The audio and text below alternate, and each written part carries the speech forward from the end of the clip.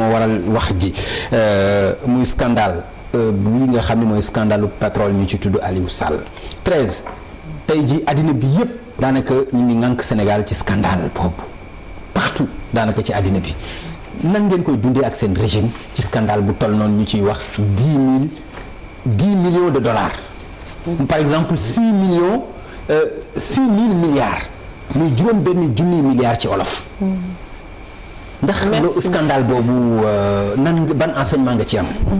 merci beaucoup Pape Ngagne nga may ma tuuti rek par rapport ak dialogue bi président bu jógee ci ay élections gagné opposition bi woote dialogue du opposition kese la woo dafa woo toutes les forces vives de la nation société civile a ngi ci keneen ak keneen a ngi ci te loolu dama ne bu ko defee en tant que chef d'État nañ ci sant yàlla parce que gagné élection mënoon nga toog ne damay gérer sama bopp. pourtant nag dialogue bi lu naturel la woon. mais dialogue bi bu ñu ci sant yàlla mooy. ça pose problème non ça pose problème parce que. ñu day sant par exemple le président wala dialogue war a sant yàlla. mais xam nga lu tax. parce qu'il y a toujours une partie de l'opposition qui refuse de dialoguer gis nañ fi ku def ay falsification signature baayam à la veille du dialogue pour wax ne que PDS du participer genre yu mel noonu ñooy bloqué dialogue. ok.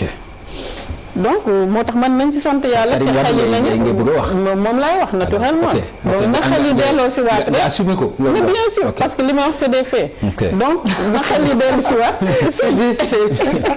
ok allez-y na xel yi dellu si waat rek pour dialogue bi continuer pour l'intérêt du pays par rapport ak affaire pétrole bi damay wax ne que rek li ci am man dafa am jàngat yi ma ci am muy ñaar parce que coowal pétrole bi yàgg nañ di ko wax xëy na c'est pas pour lancer ay pics à la presse mais je pense que war nañ di bàyyi xel aussi ci yenn situation yi parce que xëy na yàgg nañ di wax waxu pétrole bi mais ampleur bi il a fallu benn journaliste xale bu jigéen ñëw BBC andi benn vidéo affaire bi explosé def benn reportage def benn reportage donc may wax ne que très sincèrement dinaa doon am lu ma metti su coow li amee président Macky Sall ne sama rakk la du ma ci jéem dara du ma ci def dara mais bi coow li amee dafa saisir procureur de la République procureur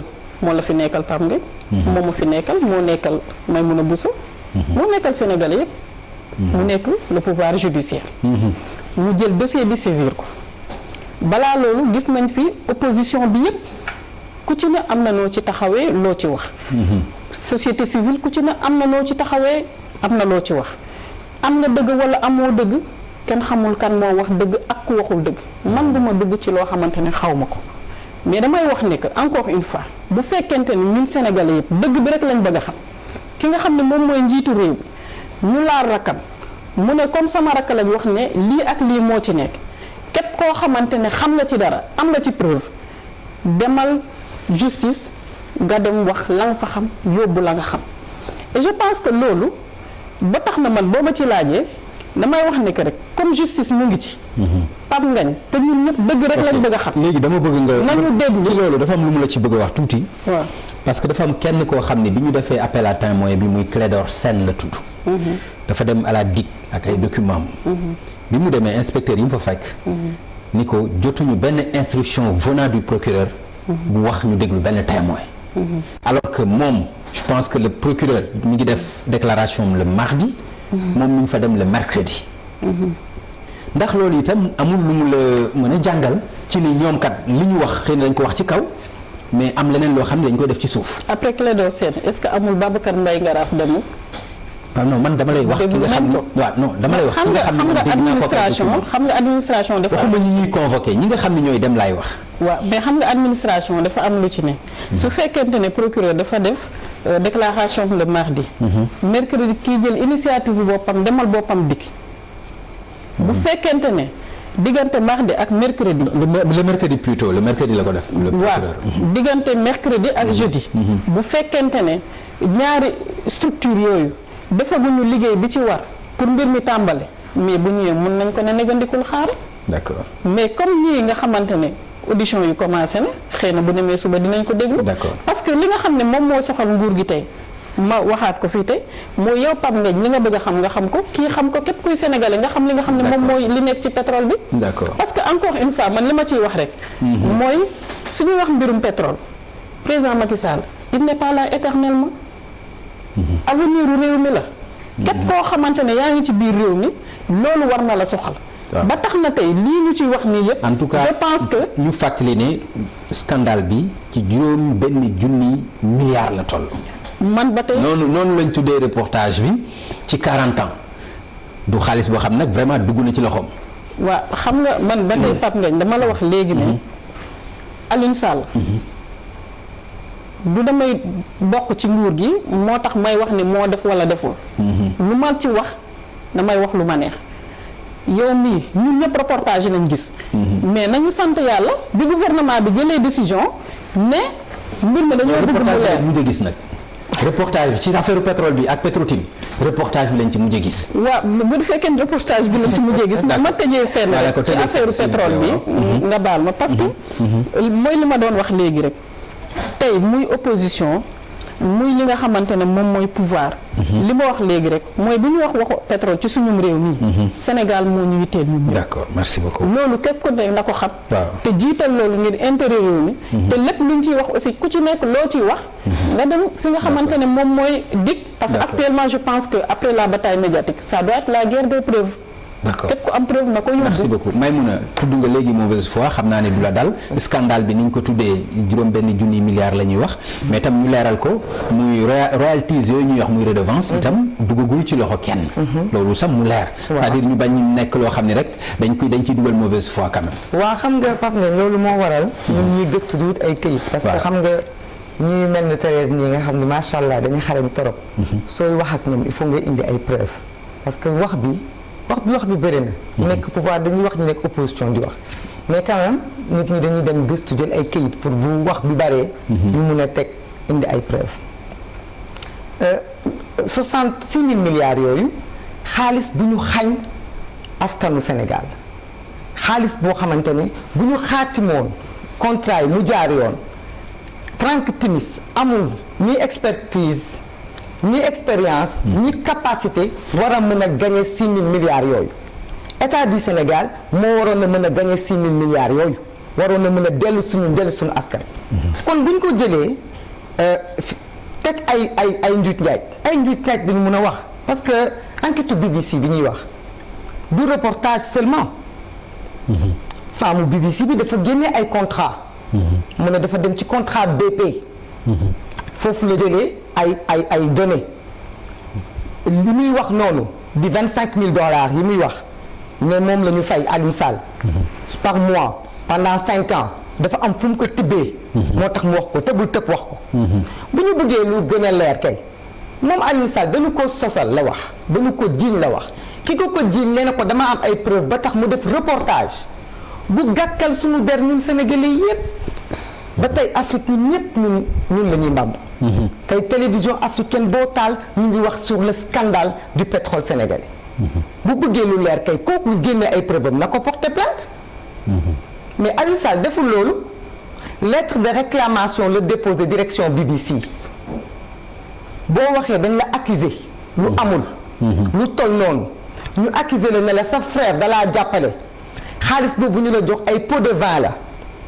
jox nañ la 1,5 million de dollars. lettre de réclamation bi genre sommation la c'est-à-dire bu fekkente ni amu ci satisfaction mën na dem ci plainte am. moom moo wax ne dafa renoncer à sa plainte. Aliou Sall dafa def une conférence de presse ñun sosaluñ ko dara. waaw moom moo génn def conférence de presse ne day porter plainte. ñun ci presse bi rek la ñuy dem ñun contrairement ak ñoom bu ñu neexee.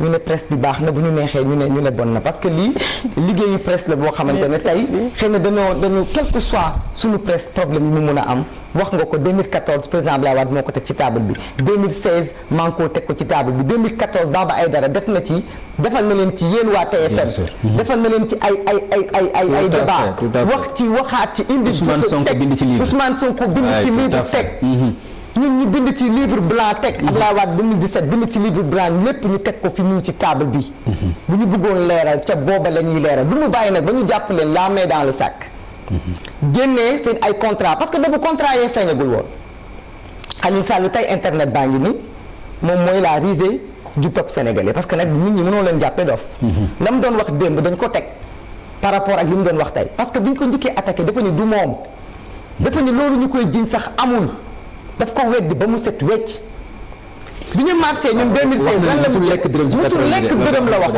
li indi différence bi il faut sénégalais yi xam ko li indi différence bi mooy waa BBC dañoo dem joti contrat yi génnee contrat yi teg ko ci table bi dugal ko ci seen reportage loolu mooy différence bi est-ce que nag ñun ñàkk nañu matadi bu toll ni avec tout ce qui s'est passé depuis 2012 ñu dénoncé contrat yi président yëngalul yëkkatiwul loxoom tey ñu bëgg a yaakaar ci sunu procureur bi ak ni mu doxalee au lieu mu dem ci rapport EIG bi au lieu mu dem ci OFNAC au lieu mu laaj waa BBC au lieu mu jaar ci yeneen voies yu gën a légal muy xoqatal nit ñi parce que c'était une façon d'intimider les gens parce que avant muy wax ne nit ñi ku bëgg a noddal jàkka jaa ngi noonu dafa ni ku partagé kayit yi loi day dal ci sa kaw bu ko defee ku mel ne Maïmouna Bousso du ko ñemeeti ku mel ni keneen ak keneen du ko ñemeti ba pare mu ne nit ñi appel à témoin jàpp ne nit ñi dañuy ragala dem parce que loolu moo leen ciy fekk parce que ku mel ni Clédor bu yóbboo ay dossiers te ñu ne ko dossiers yi amoo droit divulguer ko kon ni nga wax léegi ne ma loolu recel de document la donc bu waa ji ñëwee indi ay document dañ koy jàpp ne ko amoo droit téye ko loolu la ci jublu woon mais peine perdue malheureusement pour moom Clédor dafa toll ci jamono boo xamante ne dafa décider moom sacrifier boppam pour rentrer dans la postérité quel que soit addunaam démb lu ci mëntoon jaar tey jël na décision wu sacrifier boppam pour le peuple sénégalais bàyyi fi ay traces loolu moo tax le lendemain mu jël cartable am ñëpp di ko gis mu def ci ay documents daal di dem dik bi mu demee mbir mi feeñ alors qu'on nous dise que après affaire yaa ngi continuer l'essentiel est que bi procureur waxee ni tàmbali nañu tàmbali wuñu woon nga may ma rek ma daaneel ci dara Thérèse dafa wax léegi lu raglu te loolu du cëram moom quel que soit jegeem ak président am nga sa vécu góorgóorlu nga ba tey localité fan la maire yaa ngi liggéey depuis des années liggéey bu am solo quel que soit Alpha 2013 da ngay resté ñun ñoo bokk génération président Macky Sall ne nga day dem ñun ñoo fii des kon nañu jéem a marqué ay traces yu am solo moo gën parloo bi parce que boo waxee ni président Macky Sall dafa ne dañu accuser rakkam ñun accuser wu ñu rakku président Macky Sall ndax xamuñu ko. est-ce que loolu laa wax. waaw non rakkam nga wax. rakkam nga wax. wax nga ko plusieurs fois vraiment. da nga ni rakkam. da nga ni dafa bëgg dañu accuser rakkam mu jël saisir la justice kon nañu toog ñu déglu. ñun dañoo jàppoon ne président Macky Sall amul rakk. parce que dañu jàppoon ne c'est le président de tous les Sénégalais. te xaaruñu ko woon nag pour jour tabaski korité muy taxaw di wax sama rakk. li ñu ko doon xaar mooy accusation yu grave yu ñuy accusé état du Sénégal mu indil ñu ci ay réponses. bu loolu mënul am mu ne na ko justice def. mais pas mu ñuy traité ñun ñi ciy wax de naafeq. du ñu traité ñun ñi ciy wax.